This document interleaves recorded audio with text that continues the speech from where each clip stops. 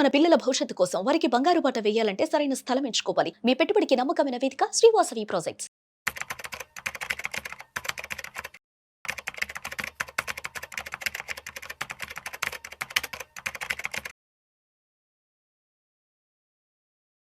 నమస్తే అండి, welcome to Suman TV. నేను విల్ చక్రధర్. ఇవాళ ఎక్కడ విన్నా కూడా అవధూత్ సాధ్య గురించి బాగా న్యూస్ వస్తుందండి. నాకు చాలా కాల్స్ వస్తున్నాయి పర్సనల్గా కూడా. ఏంటండి ఈ అవధూత్ సాధ్య గురించి, ఏంటి సెబీ ఎందుకు బ్యాన్ చేసింది, దగ్గర దగ్గర 600 కోట్ల దాకా ఫైన్ అయితే వేసేసింది అని. సో ఈ అవధూత్ సాధ్య అనేది ఒక ట్రేడింగ్ అకాడమీ అండి. అంటే మేము ట్రేడింగ్ నేర్పిస్తాము.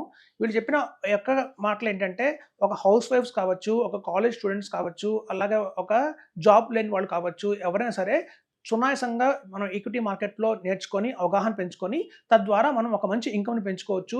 ప్రతి సంవత్సరం కూడా ఒక మంచి ఇన్‌కమ్‌ని ఎర్న్ చేయొచ్చు. ఒక సాలరీ పర్సన్ ఎలా ఎర్న్ చేస్తున్నారో అంతకంటే ఎక్కువ కూడా సాలరీ మనం ఎర్న్ చేయొచ్చు. ఇది చాలా సింపుల్‌గా ఉంటుంది. దీనికి ఎట్లాంటి ఎడ్యుకేషన్ బ్యాక్‌గ్రౌండ్ అవసరం లేదు.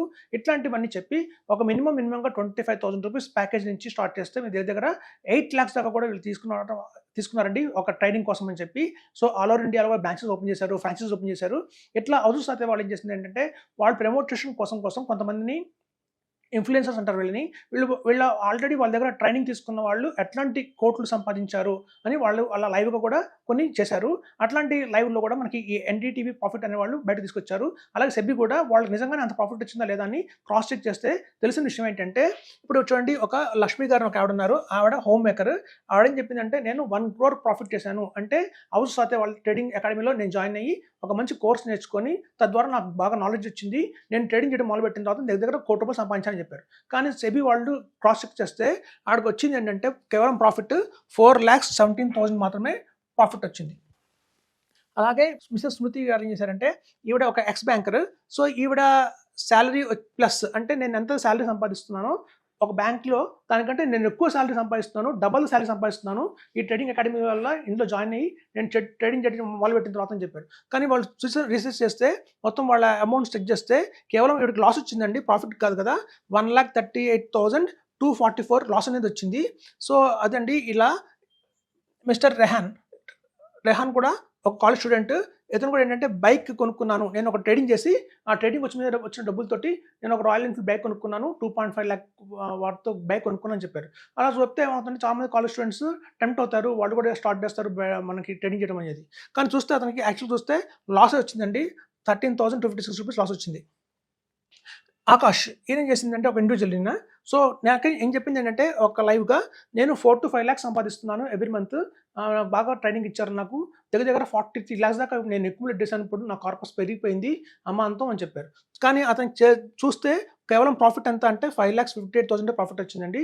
ఈ 43 lakhs ప్రాఫిట్ వచ్చిందని మాత్రం అవాస్తవంగా సెబీ తేల్చింది. సో ఇక్కడ చూస్తే మీకు అలాగే పవిత్ర గారు చూసినా కూడా ఆవిడ కూడా ఇండివిజువల్.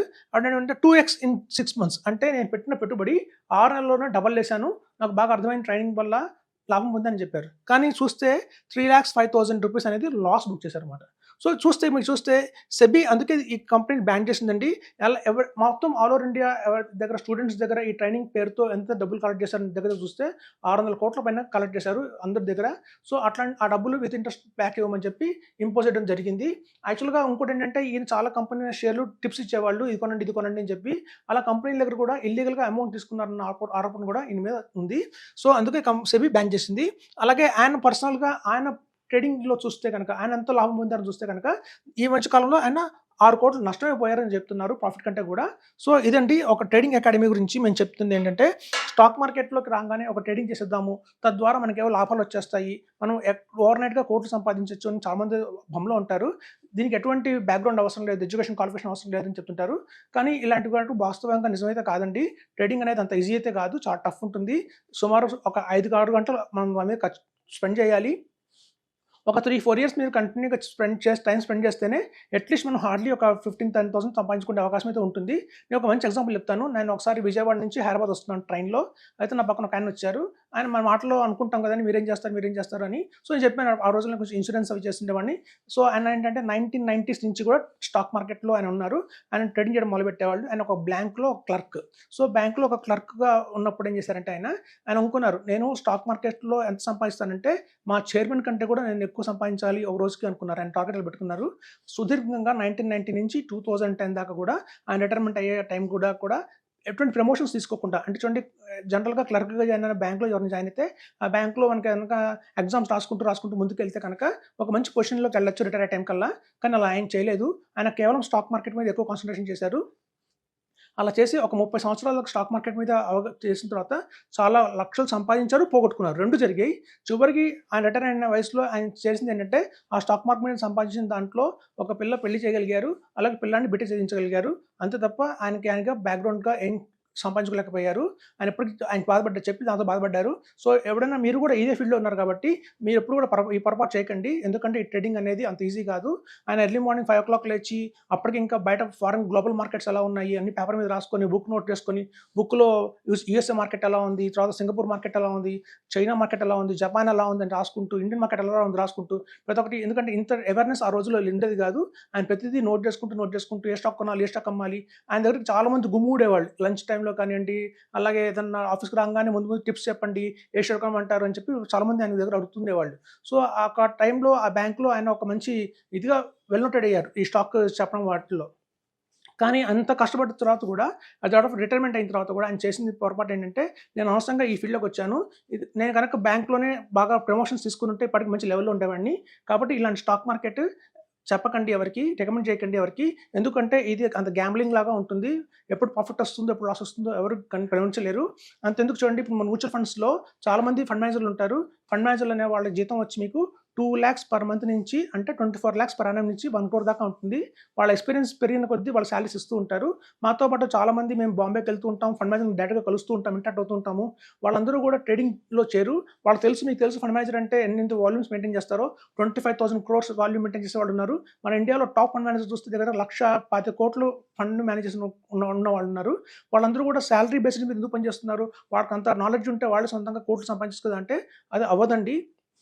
ఇది జస్ట్ మనం అనుకుంటాం అలా సంపాదించొచ్చేమో, ఎప్పుడైనా డౌన్ మార్కెట్‌లో కొనుక్కొని హై మార్కెట్‌లో అమ్మొచ్చు, ఇట్లాంటివి అనుకుంటాం తప్ప అలాంటిది వాస్తవంగా ప్రాక్టికల్‌గా జరగట్లేదు. ఇలా కనుక ట్రేడింగ్ మీద మనం కోట్లు సంపాదించేటైతే చైతన్య కాలేజ్, నారాయణ కాలేజ్ ఉండవండి ఇవాళ. అందుకు అంత కష్టపడి ఎంసెట్ చదువుతారు, బీటెక్ చదువుతారు. అందరూ కూడా ట్రేడింగ్ ఎకానమీ నేర్చుకునేసి ఇవే కోట్లు సంపాదించొచ్చు కదా! సో, అలా జరగట్లేదు అంటే ఇవాళ కొత్తగా స్టాక్ మార్కెట్ 1979లో స్టార్ట్ అయింది. 1979లో స్టార్ట్ అయింది. 45 ఇయర్స్ అయిపోయింది ఇప్పటికే ఇండస్ట్రీ వచ్చి. సో, ఎంత కాలంలో చూసినా కూడా ఎవరు ఇలా కోట్లు సంపాదించిన వాళ్ళు దాఖలాలు లేవు. రాకేష్ జుంజున్వాలా లాంటి ఒక ఫేమస్ ఉన్నారు. ఆయన చూసి 100 మంది వస్తారు తప్ప, ఆ 100 మంది రాకేష్ జుంజున్వాలా అవ్వలేకపోతున్నారు. మీరు చూస్తే అలాంటి వారన్ బఫెట్ చూసినా మొత్తం ప్రపంచంలో ఒకడే ఒక వారన్ బఫెట్ ఉన్నాడు తప్ప, అలాంటి వారన్ బఫెట్లు చాలా మంది రాలేకపోయారు. సో, కాబట్టి అదండి ఒక ట్రేడింగ్‌లో మనకున్న ఎంత నాలెడ్జ్ ఉన్నా కూడా లక్ కూడా అంత ఈక్వల్‌గా ఉండాలి. సో, చెప్పేదేంటంటే ఇట్లాంటి అకాడమీస్‌ని వాటిని నమ్ముకోకండి. మీరు ఎప్పుడైనా సరే చూడండి, లాంగ్ టర్మ్‌లో ఇన్వెస్ట్‌మెంట్ చేయండి. ఒక ఇన్వెస్ట్‌మెంట్ గాని చేయండి. మీకున్న నాలెడ్జ్ అంతా కూడా, మీకున్న స్కిల్స్‌ని కూడా మీ ప్రొఫెషన్‌లో పెట్టండి. తద్వారా మీరు ఎక్కువ ఎర్న్ చేస్తారని చెప్తున్నాను. Thank you.